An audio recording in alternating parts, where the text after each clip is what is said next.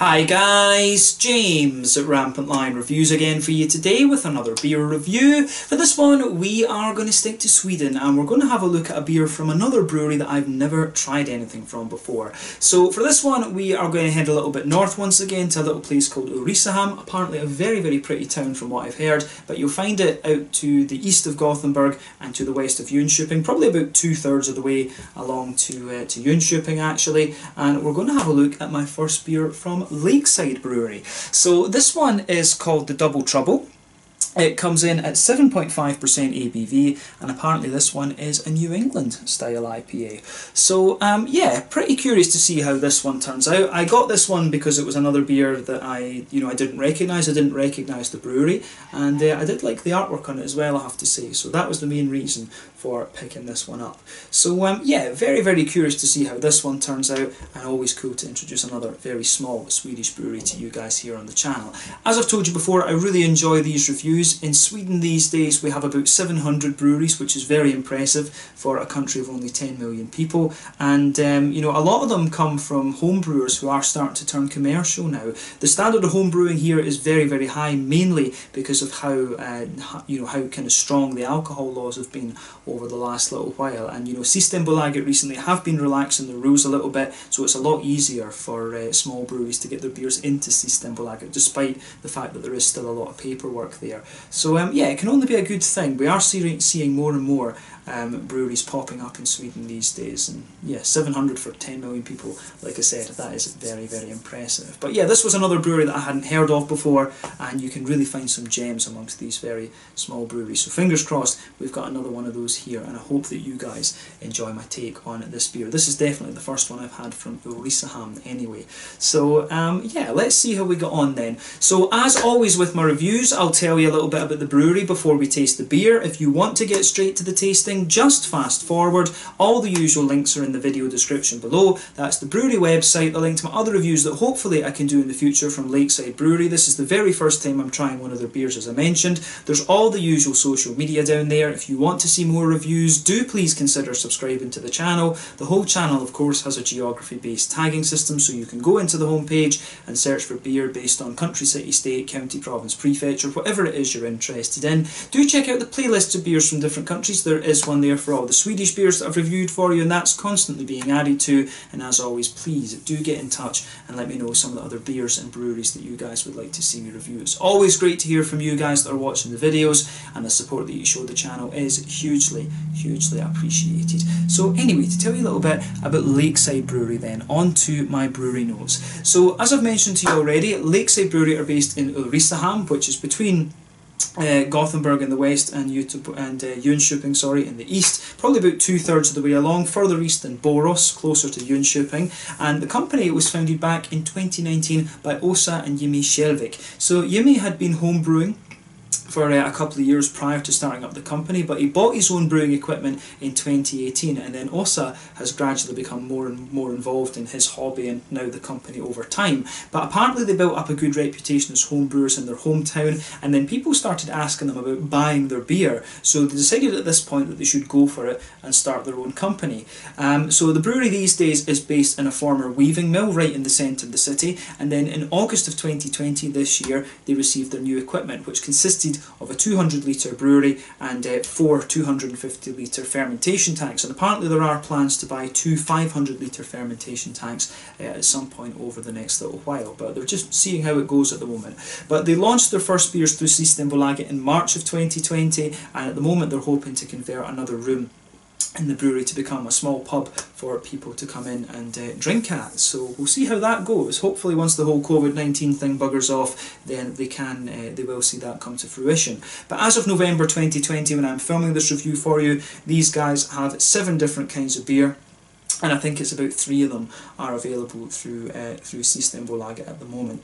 But yeah, that was all the information I was really able to find on Lakeside Brewery for the moment. The brewery takes its name for the fact, I guess, that the Ulricehamn sits on the edge of one of the numerous Swedish lakes, and yeah, it's supposed to be quite a pretty town actually, so yeah, hopefully I can get up there at some point and have a look at it. I have stopped off briefly in Jönköping, but yeah, that kind of middle part of Sweden, that sort of central part, is somewhere that I do need to explore a little bit more, so we'll see about making that happen at some point in the fairly near future. So yeah, definitely something that we will do over the next little while. But yeah, as I say, that's all I can tell you about Lakeside Brewery for the moment. If you want to learn more about these guys, you can check out the brewery website, you can follow them on Facebook and Instagram to keep up to date with all the latest goings on, and you can of course check out the Rate Beer, Beer Advocate and Untappd pages to learn more about all the different beers that these guys have done, and I'm sure we will see more from them over the next little while. A very, very new brewery on the scene at the moment. So yeah, let's get on and actually have a taste of this beer then. So yeah, pretty cool artwork on this one, I have to say. From what I understand, the artwork on this is done by one of their close friends, and apparently this same friend is going to paint the wall in the room that they want to become the pub actually, so that will be quite cool. If that does come to fruition, I will definitely need to get up to Ulricehamn and have a look at that. That's something that we will definitely try and do. And yeah, you can see plain black bottle cap on this one, which is kind of common for slightly smaller breweries, but there you can see the Lakeside Brewery thing there with the little UFO trying to beam somebody up out the water. So yeah, I do like the symbol on this one actually. I do like the kind of alien theme on this. But yeah, it's certainly a very nice looking beer, this one, and apparently these guys do have plans to, you know, introduce a few more sours and lagers and things like that. I'll need to see what other beers they have done and see what else I can review on the channel in the future. But yeah, let's get this guy out and we'll get on with the tasting then. I'm very curious to see what this beer has in store for us. It didn't go crazy, which is always a good thing. This beer's definitely bottle conditioned. There is a wee bit of sediment at the bottom there, but yeah, it certainly does smell quite nice and fresh there. So let's get this guy out. I'll get on with the tasting there. We just need to be careful with the pour, I guess, so that we don't get an absolutely mental head on the thing. Yeah, let's just sugar the last little bit up, see if we can get a wee bit more. I guess because if it's a New England IPA, you definitely want a little bit of the sediment in there to give it the haze. There we go, there we go. That's a pretty decent pour, I have to say. There is quite a bit of sediment visible at the bottom of that one, but maybe I had my fridge a little bit cold. But yeah, nothing too much to be concerned about there. But yeah, this certainly looks the part of a New England IPA. If we shine the light through this, oh, there are one or two big chunks of sediment have gone into the bottom of the glass there. It's all natural though. But if we shine the light through this beer, it definitely looks a little bit like a kind of mixed tropical fruit juice, this one. You can see the beer is pretty damn hazy. When it's 7.5%, in fairness, you would expect that. You know, the higher the alcohol, the higher your malt content, and in the case of a New England IPA, usually a lot of wheat and a lot of oats actually, and I can tell you from the aroma that I'm getting out of the glass already, there's quite a bit of oats in this one. But yeah, as you can see, the beer poured with a finger and a half of a frothy, I would say perfect white head on this one. One or two big bubbles sticking towards the side of the glass, a few little ones going up towards the bottom of the head there. But you know, overall, it does look pretty nice. So yeah, it is pretty cool actually. Yeah, kind of what you would expect from a New England IPA. As I say, in terms of colour, I would describe this one as being a little bit like a kind of mixed tropical fruit juice. If it's mango, it's a little bit lighter. If it's pineapple, it's very pale. This one definitely looks as if it's more of a kind of mixed tropical fruit juice, like I say. I always like using that as a point of reference for these New England IPAs, because they really just do look like some kind of tropical fruit juice, to be honest with you. But yeah, interesting appearance, this one, but nothing overtly surprising. So let's take a closer look at the aroma then and just see how we get on with this one. I can tell you straight away though, it does smell pretty nice. Yeah, so straight away with this beer, it kind of has everything you'd expect. There's nothing surprising about the aroma with this one. And you know, there's so many New England IPAs on the market these days that you know, there's not going to be a lot of surprises when it comes to doing this style. All that we can ask is the beer that is well crafted and that it's quite authentic. And I can tell you straight away from the aroma, I think this one is going to be actually. So yeah, straight away with this one, I'm going to say that this beer really smells like a more oaty New England IPA. So it is more kind of along the sort of treehousey type line. As I've told you before, I always find that Trillium is quite, Trillium is quite wheaty and bitey. Treehouse tend to be a little bit more kind of oaty and creamy. The Alchemist ones tend to be a little bit more farmhousey and almost rye-like, whereas the Lawson's Finest Liquids, they tend to be a little bit more kind of caramelly and biscuity, a little bit more West Coast character in them. But this one definitely comes across as more sort of treehousey. And it's amazing within one little sub-style how you can, how you can get such variety. But different breweries do different things. You're always going to get that. But yeah, for me, the malt base in this one comes across as really big and oaty. You've got a nice bit of white bready character in there, quite a soft white bread. If you take the aroma in a bit more deeply, you will get some nice wheaty, bitey notes at the back of the nose. But for me, the malty side of this beer is really oaty leaning. Very, very oaty leaning. You do get a little touch of a kind of, Werther's Original sort of butter candy thing out of this one, a little bit of biscuit, McVitie's Digestive Biscuit maybe. So yeah, you're always going to get just a wee bit of a kind of brown sugary, note out of this beer. So yeah, I do like how that goes together in terms of the malty side of things, and that suits the fruity side of the beer as well. So yeah, not too much more to say on the malt base of this one, other than that it has what you would expect, and it's a little bit more kind of oaty leaning rather than wheaty or whatever. But yeah, on the hoppy side of things then, yeah, really nice. The hoppy side of this beer is actually quite well balanced. I mean, there's a teeny little bit of earthiness to it, and I want to say there's a wee bit of mosaic in here because it does have a wee bit of an orangey character, tangerine orange to it. So yeah, there is a wee bit of that in it, but you do get, it's quite balanced between the floral notes and the grassy notes. It's got a good balance there. You do get a little bit of that floral aromaticity, but you do get a nice little bit of a kind of lighter grassy quality coming out of the beer as well. So yeah, I really like how that goes together in that sense. And the fruits in this are lovely and quite creamy and juicy actually. There's not too much more again to say on the kind of green side of the beer, but yeah, I find this one, it's got a nice, I think the floral aromaticity is the most kind of prominent component of the green side of things, but the grassy component of the beer has a little bit of prominence as well actually. So let's focus on the fruity side now. So yeah, for me, the fruity part of this beer, I wonder if there's a bit of Simcoe in this. There is something about this beer that's making me think Simcoe. It's got that lovely, it's got a bit of a stronger kind of passion fruity note to it.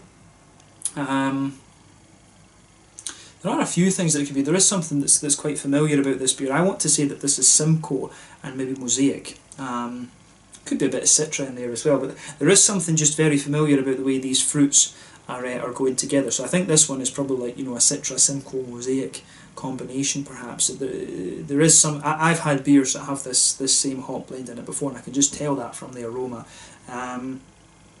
So yeah, for me it's got a little bit of a kind of pungent passion fruity note to it. There's definitely a bit of a juicy mango-y sort of thing, papayas, apricots, that kind of quality, those softer tropical fruits. And I want to say that there is a wee bit of a kind of more oily, tangerine orange note to this one. So like I say, I really think there's Mosaic in this one. The earthiness and the sort of tangerine notes give that away. And then there's one or both of Citra and I think Simcoe in this one. I'm tempted to say Citra because the beer does have a little bit of a kind of stronger note to it. And Citra can give you a wee touch of a grapefruity note, so that would explain the slightly more passion fruity quality. Yeah, Citra sometimes can give you a passion fruit rather than a grapefruit. So I want to say this is maybe a Citra and Mosaic New England IPA. And again, the other reason behind that is that it comes out the fruity side of this beer is very familiar. It is very, very familiar, and so it is for a new brewery like this to start off with Citra and Mosaic in one of the first beers. It's not uncommon either. That's the kind of the idea behind my thinking there. But yeah, it smells very, very nice. It comes across as very authentic, a really oaty leaning New England IPA, and it kind of has everything you want. If Simcoe was in here, I just get the feeling it would be a little bit more kind of smooth, if you like, than it is, rather than having the oily notes of the orange and the kind of more pungent passion fruity notes. The Simcoe I think would smoothen it out a little bit more.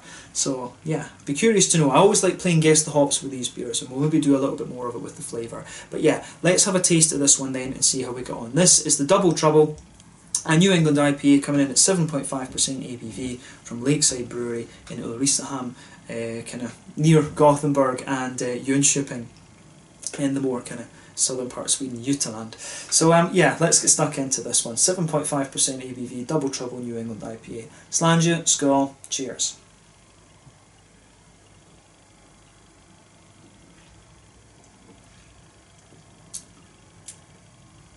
Oh yeah, that's a pretty nice beer. I'm going to say straight away with this one, it is a little touch over carbonated. And this is, it could either be that this bottle is a little bit older, if you like, but it's also the bottle conditioning. And sometimes you get this with slightly younger breweries. You do, you know, they're still kind of getting hold of the sort of conditioning side of the beer. And I guess the other thing is, this is a beer that's probably only usually available in the kind of local area, so it's not going to travel all that, you know, all that much. So maybe this one has been sitting in a depot or something like that down here in Skåne for a little bit of time. So yeah, there is a wee bit of over carbonation in this, but when it's bottle conditioned, so on, you know, that happens sometimes. So we'll ignore that as a, we're not going to take any points away from them for that. That happens with these the kind of small brewed beers.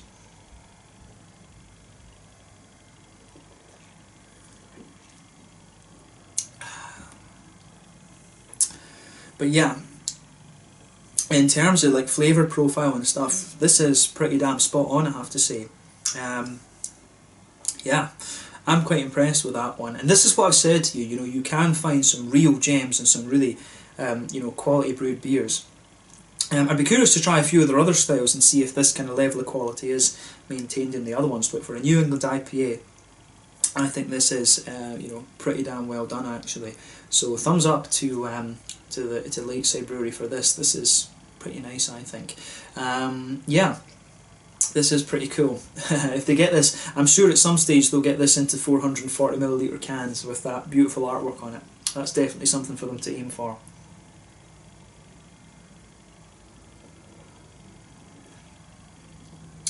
But yeah, this one for me, it's quite,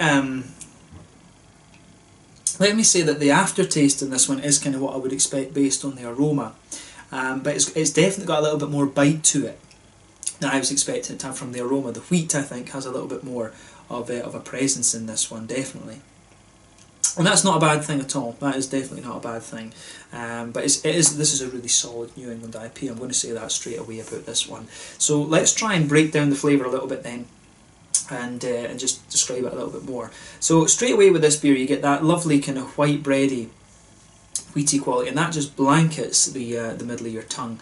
And it comes across really nicely. When you go towards the back third of your palate, you can feel the breadiness just kind of thicken up a little bit, and on the very back end of your tongue you do get a little bit more of that wheaty bitiness coming out of the beer, which is very nice. I really do appreciate that about this particular beer. But then yes, you come further forward, the wheat does smoothen out a little bit. I will say that on that wheaty bitey side of things, it's not the bitiest of beers you're going to come across. You will come across New England IPAs that are considerably more bitey than this. But yeah, as you move further forward on that back third of the palate, the thickness drops off, and then in the middle third of your palate, you can feel the kind of, on top of the soft bread, you can feel that nice kind of smoother oaty layer in there. The beer itself, I mean, you do get a little bit of that Werther's Original kind of sort of that Werther's Original type sweetness in the middle of the palate. You definitely get a little bit of that out of this one, and that's the alcohol. You know, that's the beer sort of covering the alcohol, if you like. So yeah, I mean, in terms of its malt, in terms of its malty side, I think the carbonation's getting me a wee bit with this one. In terms of the kind of malty side of this beer, it is what you would expect from a New England IPA. It's got everything you would expect. Like I said, from the aroma, I thought it would be a little bit more kind of oaty and creamy, but it's a wee bit more kind of balanced than that. There is a fair kind of contribution from the wheaty side of this beer, I think, and that suits it. I think that suits the overall vibe that this beer has. So yeah, I like how this goes together. It does get a thumbs up from me in that regard. So yeah, I like how this goes together for sure.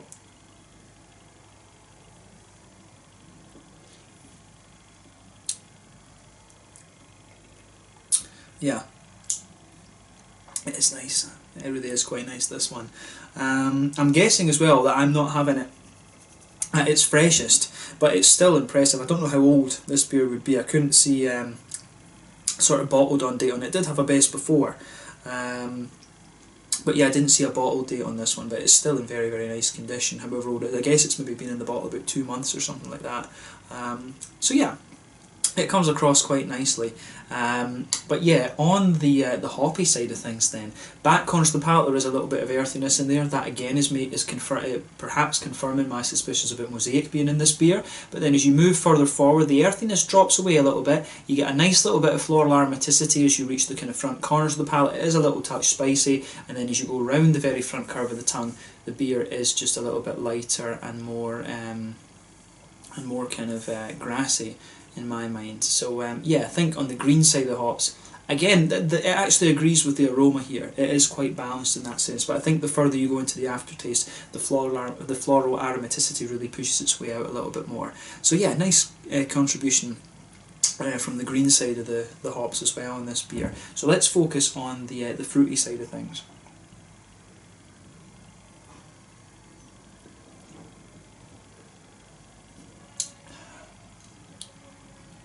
Yeah, fruity side of this beer is quite nice as well, actually. Again, the fruity side really does agree with the aroma a little bit. I think it's the malty. It's probably fair to say that it's the malty side of the beer that doesn't particularly agree with the aroma, but everything else does, to be honest with you. So maybe I was a bit premature in that statement. So yeah, fruity side of things then. As I always say, fruity side of the beer comes out in that nice oily bubble where those on the front third of your tongue, where the juicy esters just roll their way out of the beer. So for me, if you go to the back of that front third of your tongue, you've got a nice little bit of a stronger passion fruity note there. As you move further forward, there's a bit of a kind of there is a little bit of a sort of mango-y element to it. Yeah, there is a little bit more of a kind of slightly juicier mango, and as you go further into the aftertaste, you will get a few sort of apricot-y flavours, I think, kind of sitting on top of this one. But the tropical side of the fruit for me is a little bit more pungent, and again, that is making me wonder whether I think it's Citra that's in this rather than Simcoe, because Simcoe would just be a little bit softer, almost, rather than having that slightly stronger, more pungent-y tropical fruit. So I think Citra in this. The other option would be Galaxy, but I think it's maybe quite not pungent enough for Galaxy, and it's a little bit more complex, I think, than Galaxy. Galaxy is going to give you a very strong passion fruit, but also a little bit of pineapple, I think. And I don't really get pineapple out of this beer. I think it's more mango and apricot, and a little touch of a darker grapefruit. But as you reach the front half of that front third of your tongue, you do get a more oily, kind of tangerine-y character coming out of the beer. And again, that's something that I really quite like about how this one goes together. It does have a really nice, just more slightly oily component on the front third of your palate. The tangerine notes that you get out of this really make me say mosaic. I've got a feeling that this is a Citra mosaic beer. Having said that, I probably will be wrong, because you know it's sod's law when you can commit and make such a strong statement. Usually, Murphy's law, you'll turn out, sod's law is that you'll turn out to be wrong. But there is something very, very familiar about the hoppy component to this beer, as I've said. But yeah, the fruity side of this beer is quite nice. I think the sort of more pungent tropical fruit notes that it has builds a good bridge with the kind of wheaty bitiness of the beer, and the more oily tangerine notes builds a good bridge with the kind of oaty part of the beer as well. So it's got a really nice balance in it, this beer. I think that's definitely fair to say. It's a solid New England IPA, this. It really is, and you can't ask for much more in a market that's saturated with this style. So yeah.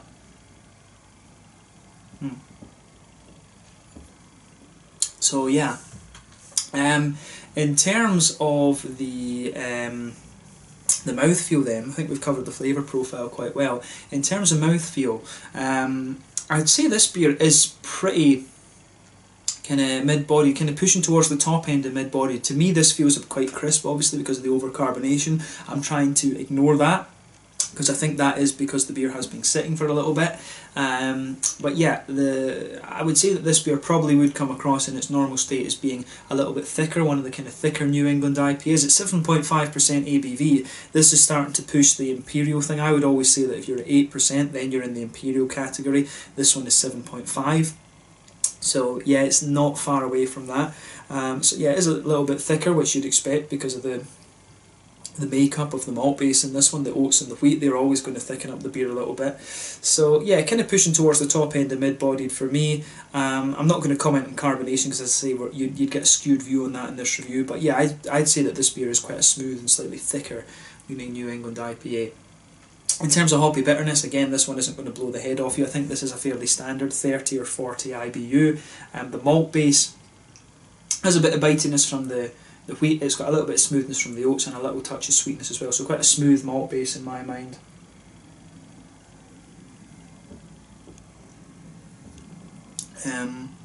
But yeah, the fruity side of this beer.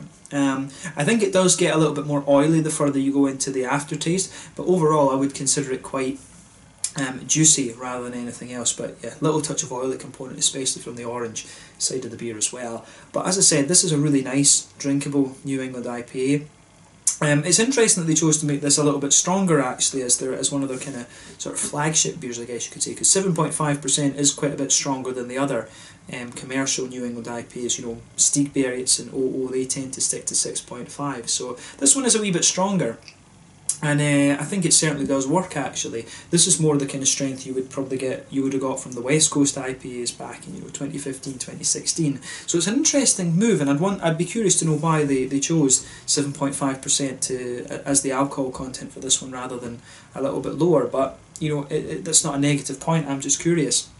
But yeah, I think this is a solid beer, and if this is the stuff they're producing when they're basically like a year and a bit old, that's impressive, and I would be curious to try a few of their other styles. So yeah, this is another brewery that I am going to try and keep an eye on over the next little while. So yeah, I think we can leave the review there for this one.